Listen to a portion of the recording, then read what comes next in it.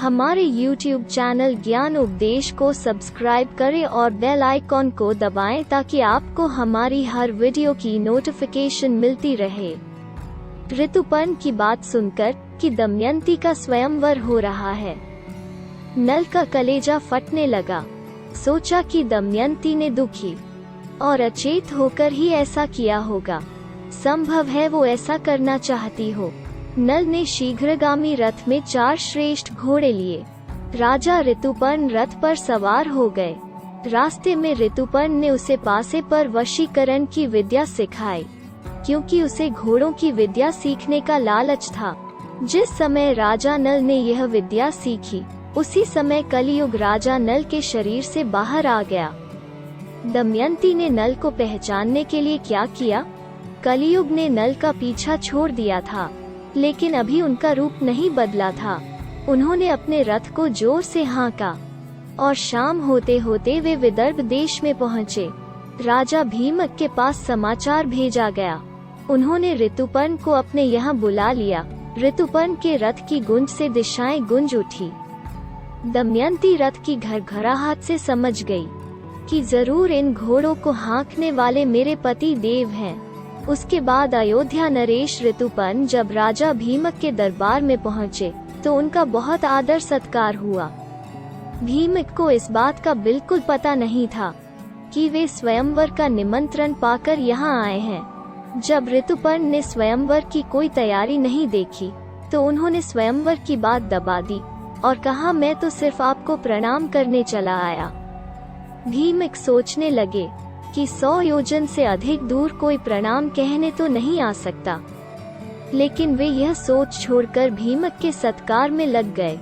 बाहुक वार्ष्णेय के साथ अश्वशाला में ठहरकर घोड़ों की सेवा में लग गया। दमयंती आकुल हो गई कि रथ की ध्वनि तो सुनाई दे रही है, पर कहीं भी मेरे पति के दर्शन नहीं हो रहे। हो ना हो वार्ष्णेय ने उनसे रथ विद्या सीख ली होगी। तब उसने अपनी दासी से कहा, हे दासी, तू जा और इस बात का पता लगा कि यह कुरूप पुरुष कौन है। संभव है कि यही मेरे पति देव हों। मैंने ब्राह्मणों द्वारा जो संदेश भेजा था वही उसे बतलाना और उसका उत्तर मुझसे कहना। तब दासी ने बाहुक से जाकर पूछा, राजा नल कहाँ है? क्या तुम उन्हें जानते हो या तुम्हारा सारथी वार्ष्णेय जानता है? बाहुक ने कहा, मुझे उसके संबंध में कुछ भी मालूम नहीं है। सिर्फ इतना ही पता है कि इस समय नल का रूप बदल गया है।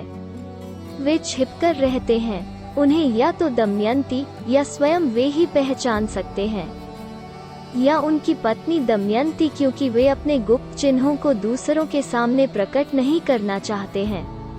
अब दमयंती की आशंका और बढ़ गई और दृढ़ होने लगी कि यही राजा नल है।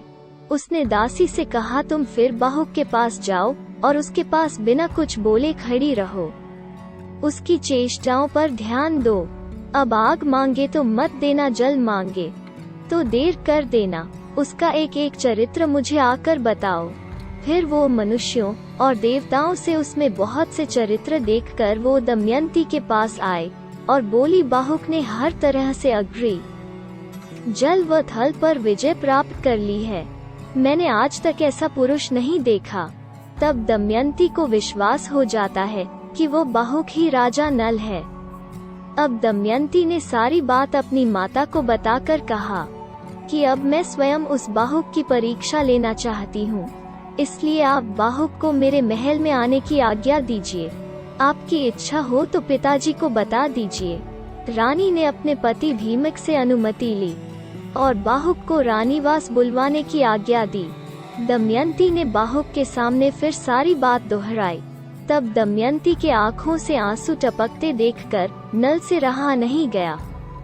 नल ने कहा, मैंने तुम्हें जानबूझकर नहीं छोड़ा, नहीं जुआ खेला, यह सब कलियुग की करतूत है।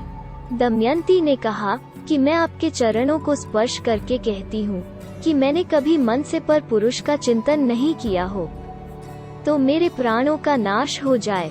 ऐसा अद्भुत दृश्य देखकर राजा नल ने कारकोटक नाग के दिए वस्त्र को अपने ऊपर ओढ़कर उसका स्मरण करके वे फिर असली रूप में आ गए।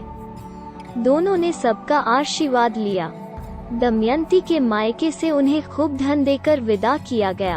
अगर ये वीडियो आपको अच्छी लगी तो इस वीडियो को शेयर करें और हमारे YouTube चैनल ज्ञान उपदेश को सब्सक्राइब करें।